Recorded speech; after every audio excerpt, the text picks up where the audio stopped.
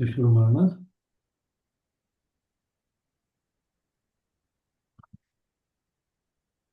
So ಯಾವ page ಅಪ್ಪ?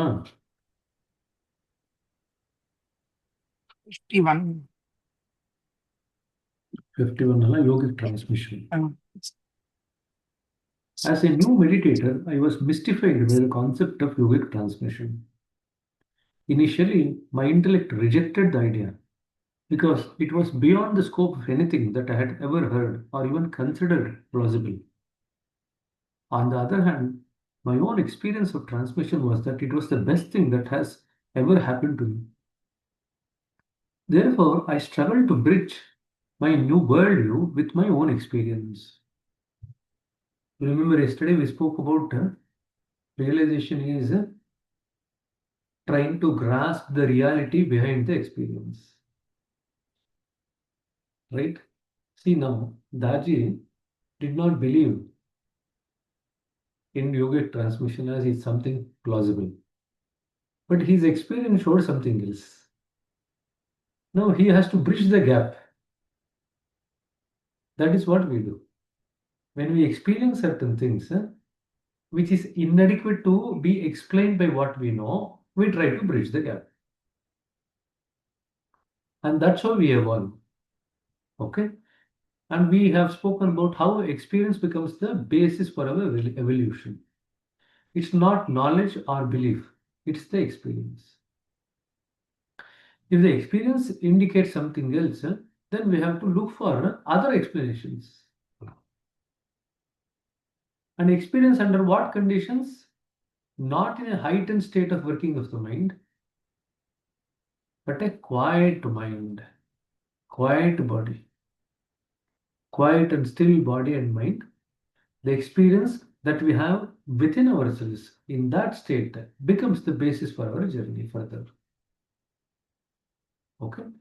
Many of the experiences that we experience under that state also act as goalposts to say, this is what is happening, this is where you are. All the conditions that are described in every point in our spiritual journey, in the different chakras, are nothing but the indicators of the goalpost. That now the work is occurring in this particular point or chakra. They just indicate that. That is the reason why we need to study. You study outside, then you study your own self. Compare the two. And then you will get an idea what is happening where. Okay.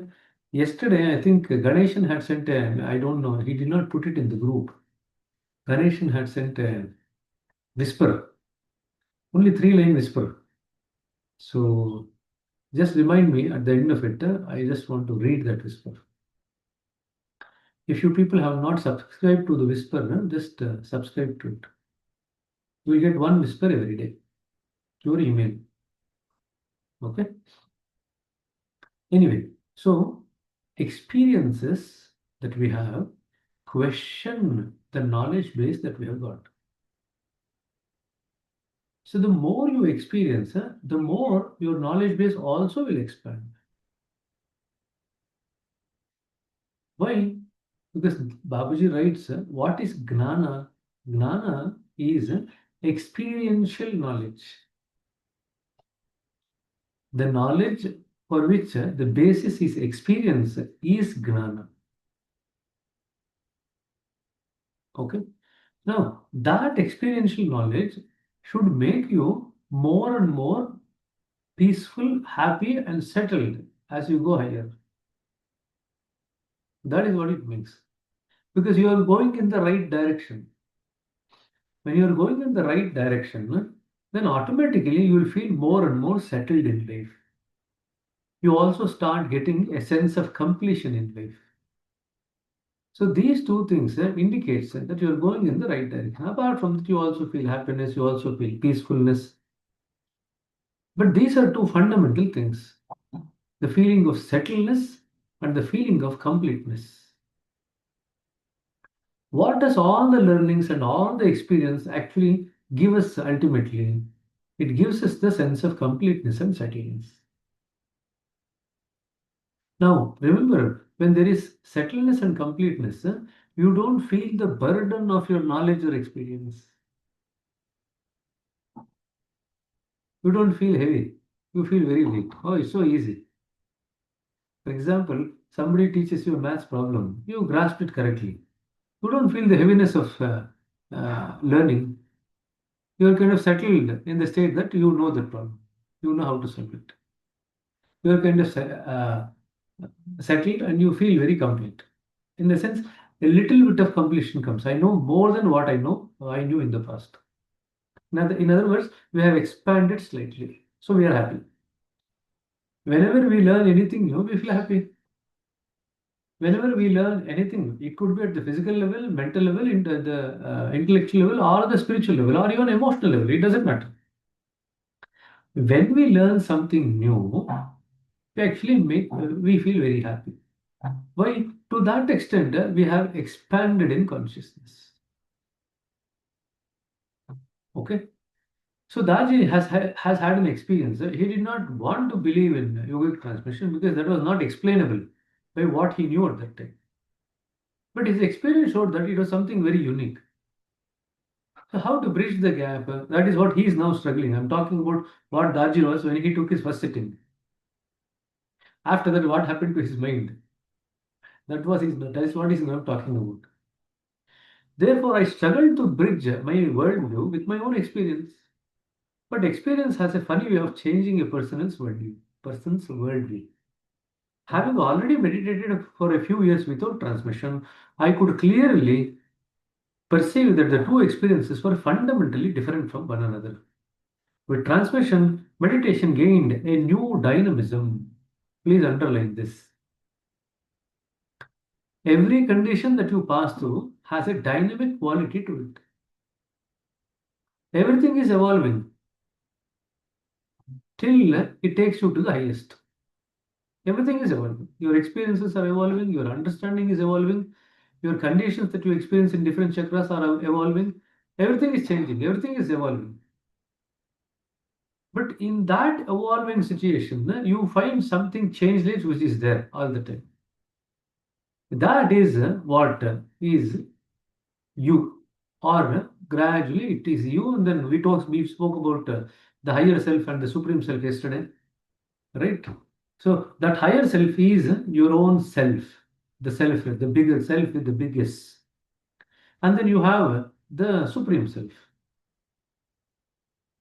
So that thing which is changeless in all the aspects of the changes that we undergo is us in the original existence, so to say. Okay. Now, with transmission, meditation gained a new dynamism. More importantly, it becomes transformative. I immediately noticed profound changes in myself which continue to unfold over years. So it actually is transformative. Please underline this. There is new dynamism, there is a transformative quality. In other words, it helps us to transform from one version of ourselves to another version of ourselves, a better version of ourselves. When I became a heartfulness trainer, I learned how to help others meditate with transmission as well. Yet transmission remains mysterious, as all sacred things must be. Therefore, I was eager to hear what transmission would reveal about it. So this is from the Joshua Pollock's perspective. Till now, Joshua was saying that he had meditated without transmission, then he meditated with transmission. He could fundamentally see the difference.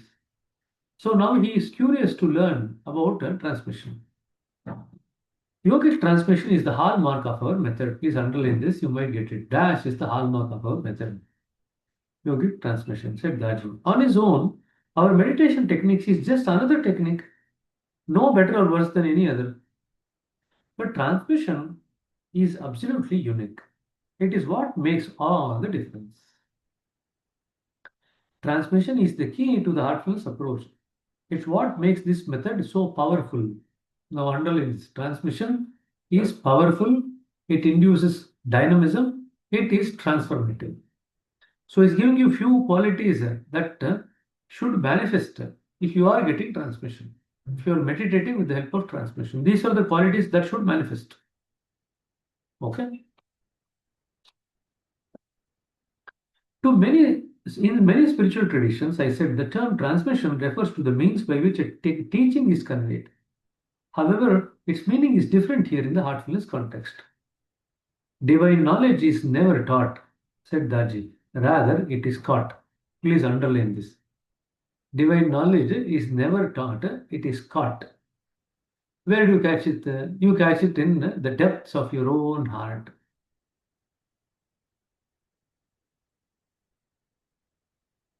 It is absorbed by the sincere seeker when the moment is just right.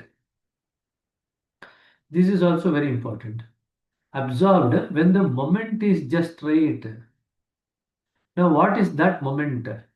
That moment is when you are vibrating with the same resonance of or vibration of consciousness. When you are at the same level of vibration of the consciousness, at which this particular knowledge, the experiential knowledge, is also vibrating. Immediately it is caught. That's how it is. So when both the things vibrate at the same level of consciousness, they are in resonance, the knowledge now becomes part of you. Does it make sense? Without that, now, when they say when the moment is just right, then you might question when will that moment come? Is there a muhurta for that moment to come? There is no muhurta for that. It can manifest anytime, any second, whether you are in meditation or not, that doesn't matter at all. If you keep an eye on the heart and if you are subtly evolving in consciousness, at any point of time, it can just come into your system. It will become part of you. Okay. So here, when he says the moment is just right, it is not that we are going to keep a muhurta. So this is one of the fundamental things that many people miss out in the sense that they all expect the conditions to manifest during meditation or at the end of meditation. Many conditions manifest, in fact, most of the conditions manifest outside the meditation. So if you don't keep an eye on your heart, you will miss out catching the condition. Now, if you don't catch the condition only, where is the question of doing AEIOU? Right? If you want to do AEIOU, first you should know that you have acquired a condition. How do you know that you have acquired a condition? By keeping an eye on the heart. Right? So if somebody were to see, there are some youngsters in the system. If I were to ask them, what is the point in time that you actually fell in love with somebody? Now, do youngsters keep a muhurta to fall in love with somebody? No, it just happens naturally. I don't even know when I fell in love. That's all they'll say. Right? So, Bharat is nodding his head. See, what I'm trying to say is like falling in love happens naturally. This change that occurs within oneself also occurs naturally. We don't even know when it occurred. However, even though we might not catch the condition immediately, as the condition grows in the system, it actually is more graspable, more palpable. It's like, for example, if we were to sow a seed in the ground, only the sower of the seed knows where they have actually sown the seed, whether they have sown the seed or not. But suppose that seed now germinates and a seedling comes. Everybody else can see that. Oh, something is coming here. Right? Now, whether you want to catch the seed at the level of after having grown into a plant, or at the level of seedling, or at the level of seed itself, it's entirely up to us. You can catch it at any level. If you are sensitive, you will catch it at the seed level. If you are less sensitive, you will catch it at the seedling level. If you are even less sensitive, you will catch it at the small plant level. But we will grasp it. We will catch it at some point of time. Okay? Who do we call sensitive? A person who can catch it early is called as sensitive. That's all it is. The beauty is that as we grow, as we continue to keep an eye on the heart, we tend to become more and more sensitive. We tend to catch things earlier and earlier. That is part of our evolution. But that comes with practice. Now, the question is what practice? Keeping an eye on the heart is the practice. And we spoke about it yesterday how the mother, even though working in the kitchen, keeps an eye on the child. Like that, we might be engrossed in all activities in the day to day life at the body and mind level, but we need to continuously keep an eye on the heart. Got the point? So, this is very, very important because remember, meditation is a continuous process. It is not that you sit for half an hour, 45 minutes, and something happens. No, something might happen in that time also, but it can happen at any other time also. So we say in English, love at first sight, right? Now, if you say love at first sight, what was that first sight? If somebody were to ask, nobody can describe it. What is that first sight, right?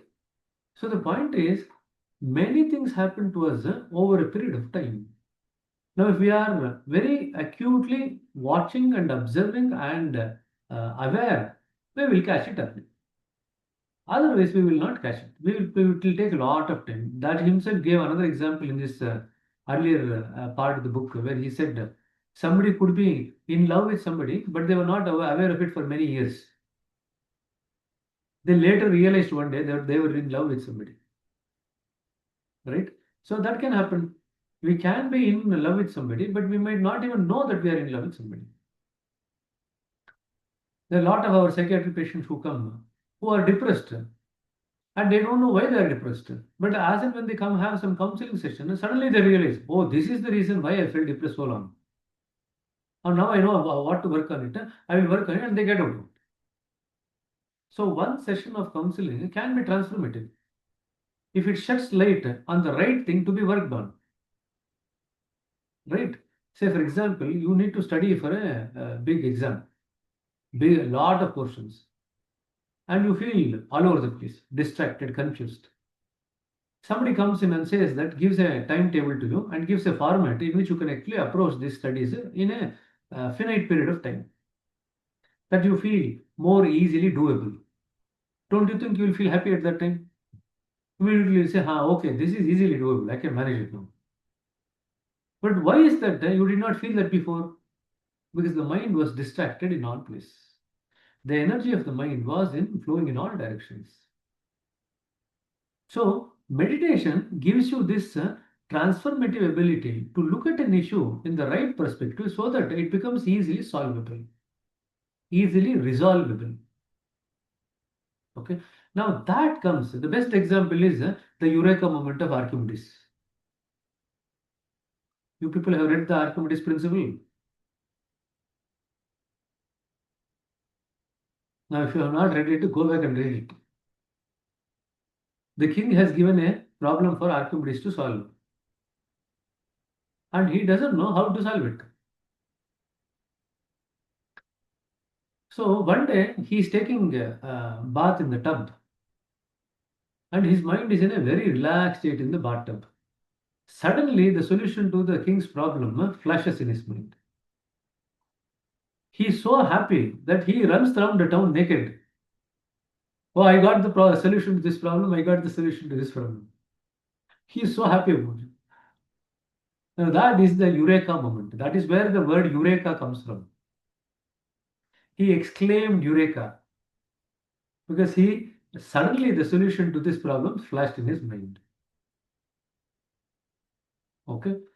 Now, later that actually came to be known as Archimedes principle. Okay. So, that's exactly how it is.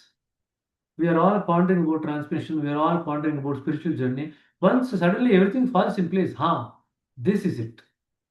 There is no confusion. There is no, what do you say, lack of clarity or distraction. Everything is now has fallen into its place. It's like every piece in the jigsaw puzzle, once it falls into its place, then you can see the bigger picture. Right? You have completed the jigsaw. When you are, what do you say, putting each of the piece, it doesn't make sense. Where to fit one, which one?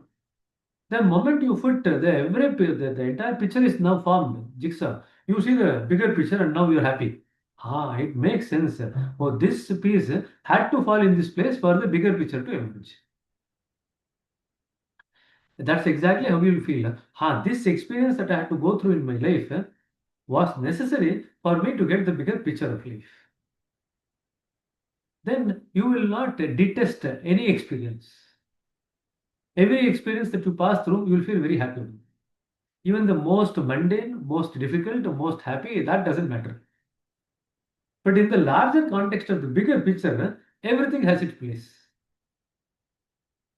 That is what you will feel. Does it make sense? So, what we are now trying to do in meditation is that to get that bigger picture. Now, you might ask, what is the bigger picture? We are used to watching and experiencing this life from the lower self perspective. The bigger picture, as far as lower self is the higher self.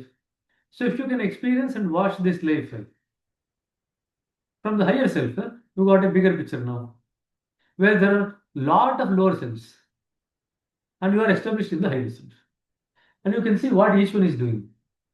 Now, you don't feel amused. Each one is evolving in their own way. Each one is passing through their own experiences. Why not? And for each one, every experience that they pass through is something that is actually transformative, good for their own evolution. Okay. Now, this is the second level where you establish in the higher self and look at all the lower selves evolving. Then you go further. You establish in the supreme self. Then you look at everything in this world. Everything in this world suddenly now makes sense. Everything has its place. Everyone is passing through. Ultimately, nobody is struggling. Nobody is suffering. Everyone is only trying to go back to the Supreme Self. That is all it is. Then you feel so happy and settled. All right. There is nothing called as suffering. There is nothing called as pain. All these things are our own figment of imagination. Now that comes not when you are looking at the life experiences from the lower self. When you look at the life experiences from that Supreme Self, everything makes sense. Everything has its place. That's why nothing is in creation is created without a reason.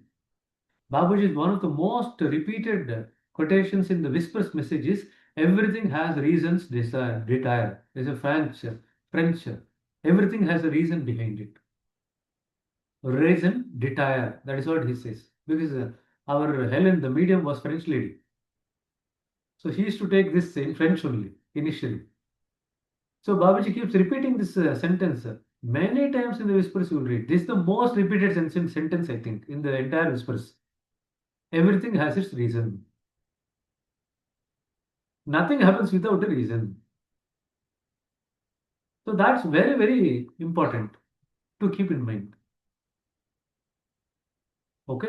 So in other words, you can pass through these life experiences from the perspective of the lower self, from the higher self, and from the supreme self. Once you establish yourself from the perspective of the supreme self, then there is no more, what do you say, question of life, death, not only here on earth, in anywhere. In no other realm you will be born. You are permanently established near the center. And your job is now to work in tandem with the center. Whatever the center wants, you start working as a medium for the center. You have your no likings or dislikings. What the center wants, you execute it. That's all it is. Okay. So shall we continue? Divine knowledge is never taught, rather it is caught. It is absorbed by the sincere seeker when the moment is just right. In the field of spirituality, teaching becomes a paradox.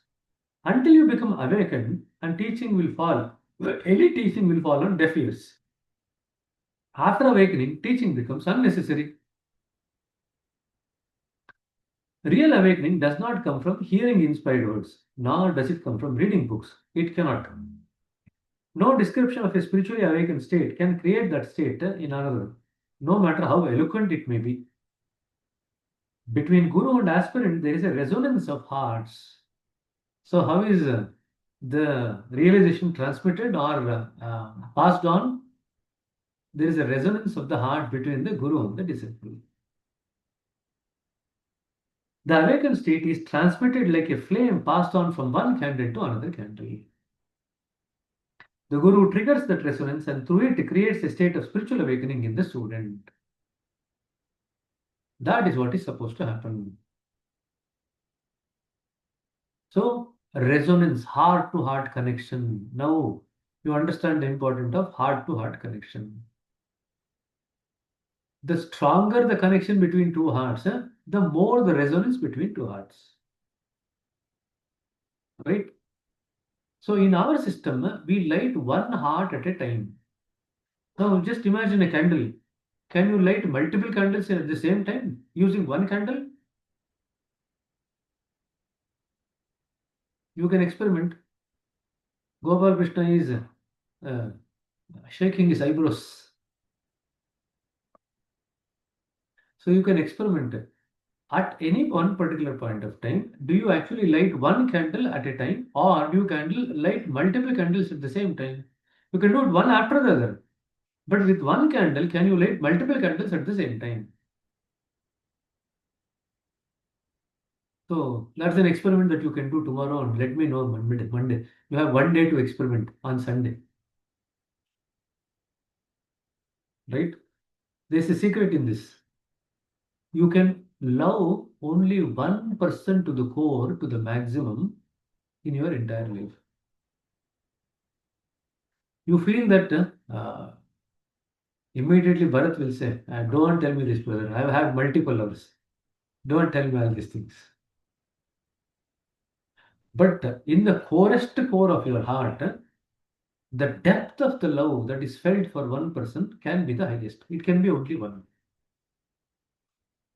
You can have the feelings of love towards many people, but the depth of that, which will take you to the core of your own being, will be only one. It's only to that person that you will surrender. You can only surrender to that person that you love in the core of your own being. Otherwise, you cannot surrender. Got the point? And in spirituality, that one person that we actually love to the core is the master. So we can only surrender to the master. That is what we do. Okay. So what is transmission exactly? I asked. So Joshua Pollock is confused. Raj is talking about so many things. He did not get answer. What is transmission? That was a simple question. Now he is bringing back Daji back to the topic. Now you please come back now. You tell me what is transmission. Joshua Palak is making Daji more focused, bringing back the focus. Daji is kind of expanding. Joshua Palak is bringing him back to focus. In the mundane world, we are already familiar with the concept of transmission, said Daji. For instance, we can transmit sound, we can transmit speech, we can transmit so many things as well. With yogic transmission, we transmit the very essence of spirituality. Underline this. Again, see, there are multiple ways the transmission is described here only. So, any of these can actually come as a question to you in the exams. With yogic transmission, we transmit the very essence of spirituality. Transmission is a sacred emanation from the original source. There's another definition. It's the sacred emanation from the original source. It is nothing less than this. We could call it the essence of God, and that would also be correct. See, in 3, 4 lines, is given three different ways of looking at transmission. If you describe transmission as transformative, correct. If you describe it as dynamic, correct. So there are multiple things that he's actually talked about transmission. So transmission doesn't originate from the person transmitting. I said, does a fan create the air that it blows on you? He replied, we are surrounded by air all the time, but we don't notice it unless there is a breeze. Likewise, in the same way, we tend not to notice the constant presence of divinity in our lives, though it surrounds us and infuses us. However, with transmission, this presence becomes subtly animated. The divine energy moves. It moves towards us and moves within us. Like leaves dancing in the wind, our hearts begin to vibrate along with this divine flow. What role does the Guru have in this then? I asked. The Guru is like a ceiling fan. That said Daji. His role is to trigger that moment of the transmission. That is the role of the Guru. Transmission doesn't belong to him. He doesn't own it. Nobody does. Transmission is the essence of nature. In the previous page, he said it's the very essence of God. Now he's talking about essence of nature. In Sanskrit, we call it as pranahuti. Let's examine this word. Pranahuti comes from two root words, prana and ahuti. Classically, prana means life force, but people generally understand prana as breath. This understanding may be correct in your view, as it in your if you view it as the breath of the ultimate. So transmission is the breath of the ultimate. From that perspective, you can say it's the ultimate life force. That's why with every session of meditation, you become more lively with transmission. In one of the earlier pages, we had read that transmission infuses life into meditation. You remember that we had spoken about it. Why does it infuse life? Because it is filled with life force. So, what do liberated souls partake as an intake for themselves? It is transmission. The liberated souls are taking transmission all the time as their food. We are taking transmission on and off as a food for the heart. Suppose you are very, very near to the source of transmission. What food do you eat? It is there immediately in front of you. What will you eat? Suppose you are in apple garden. You are hungry. What are you going to eat? ಏನು ತಿಂತೀಯೋ Bharat apple ತಿಂತೀಯಲ್ಲ apple garden ನಲ್ಲಿ ಇದೆಯಾ apple ಇದೆ ಅಲ್ಲೇ ಎದುರುಗಡೆನೆ apple ಇದೆ ಹಸಿವಾಗ್ತಿದೆ ಏನ್ ತಿಂತೀಯ apple ತಿಂತೀಯ so when you are very near to the source of the transmission which is the center the source then what will you eat you only eat transmission only you partake the transmission so in the central region what do the souls which are there swimming in the central region going towards the source take they partake the transmission that is what they are eating all the time. Transmission is also described as the food to the heart or the soul. That's another way of describing it. Like we have the food which is necessary for the body, we have a food which is necessary for the mind, we also have a food which is necessary for the soul. And transmission is the food for the soul. Does it make sense? So as we go nearer to the source, we continuously take transmission as we partake of the transmission. That Babaji writes in the complete works. You continuously partake the transmission. What do liberated souls take? Transmission as a takings. Okay. So Guru is like a ceiling fan. Next time you see the ceiling fan, look for Daji there. The Guru, so he's given very clearly what does the Guru do? The Guru does not own the transmission. He triggers the moment. So please understand this. His role is to trigger that moment. So when the movement is triggered, the air which is surrounding us, which is not felt, now easily becomes feelable and palpable. Something very similar happens to the transmission. He is paused. You see, transmission utilizes prana's subtlest essence. He said, we could go even further and call transmission the essence of essence. Its subtlety defines expression. It is equal only to divinity. So that is why it is called as a pranasya prana. The life of life force is pranahuti. Pranahuti is the life of life force. Essence of essence.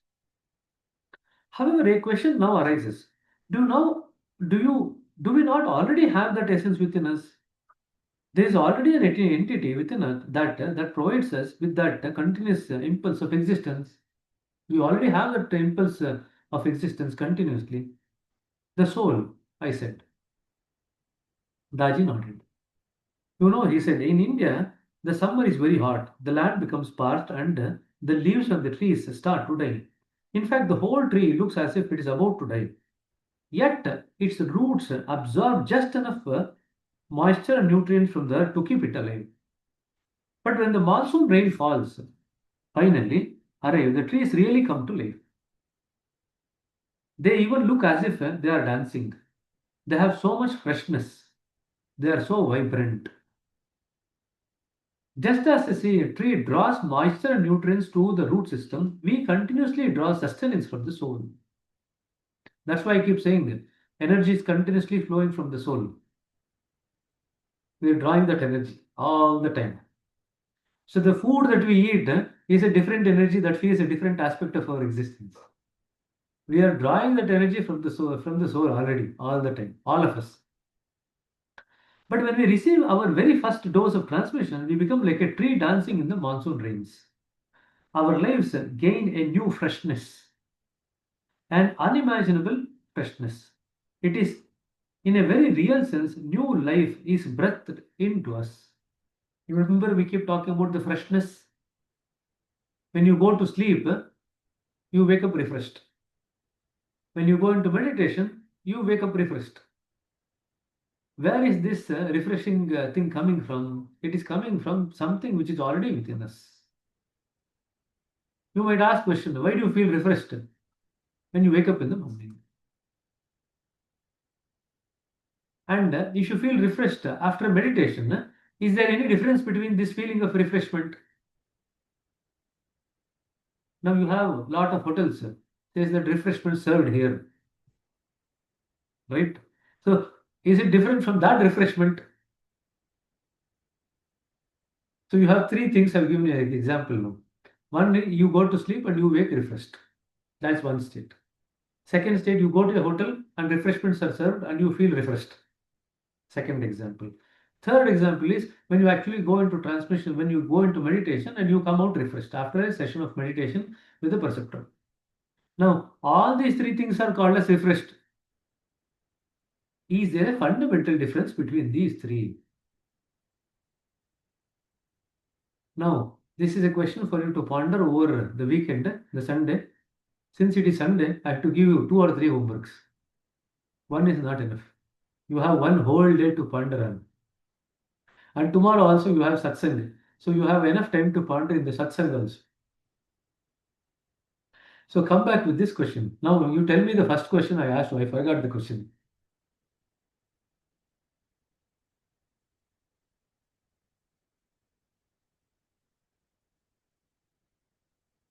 Nobody remembers, eh? Oh, that's very good. You are becoming as forgetful as me. So you are on the right track then. There is something called as Yatha Raja Tatha Praja. A saying, Yatha Raja Tatha Praja. So you can substitute with anything. Yatha teacher, Tatha student. Yatha mentor, Tatha mentees. Okay. But anyway, I've given you two homeworks. That I remember, two homeworks. So please look into the recording and catch which is the other homework and try to get an answer for that by Monday. Okay. So I think we'll stop here. It's coming up to 7:15. So thanks for your time. So our Ganeshan brother is not there to ask questions. I think Ganeshan brother is now started pondering on the whispers also. He's not only pondering on what we are talking, he's pondering on the whispers. So we will all catch up as usual on Monday morning. Okay. If Whisper you have any, message. sorry. Whisper message, brother. Good. Let me just get the phone.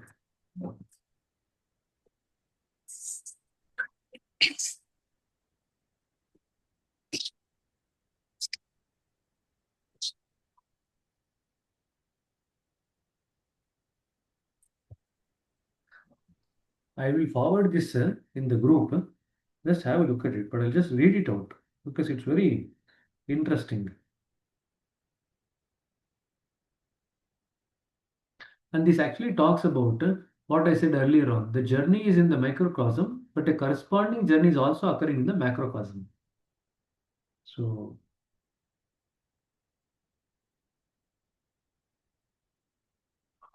Babuji writes Wednesday, 15th March 2000, 5 p.m. What is he saying? You have passed into another universe.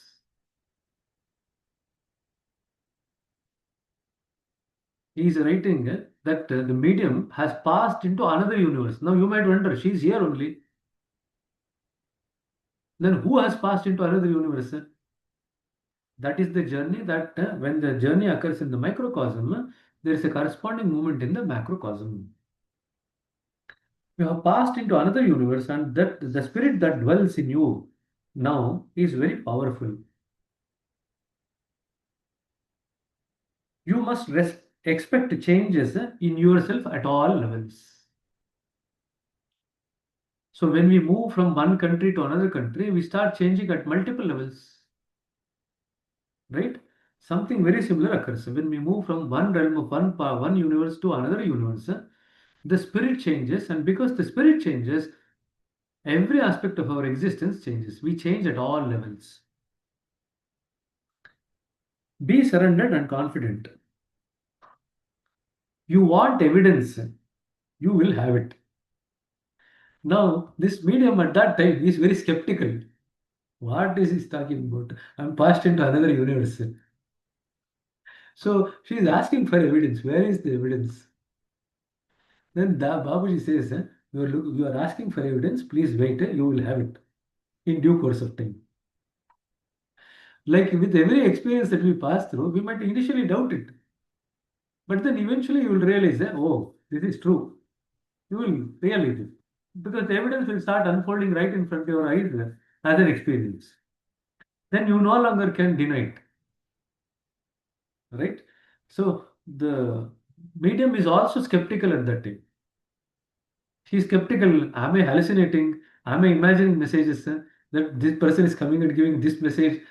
But I'm just writing everything down. So, like with any person who has any kind of a higher vibration, higher experience, will be skeptical about it. She is also very skeptical. Okay. And then so Babaji is now giving the evidence that you will say things will unfold in such a way that you will get the evidence, not to worry about it. So he's reassuring. Okay. So it's a very important message because this actually correlates with what we spoke about earlier. The journey in the microcosm, which is what we feel in the different points of chakras, correspond to a journey in the macrocosm. Okay? Okay. Thanks for reminding, sister. Otherwise, I forgot that also. And so, you know what people have done? People have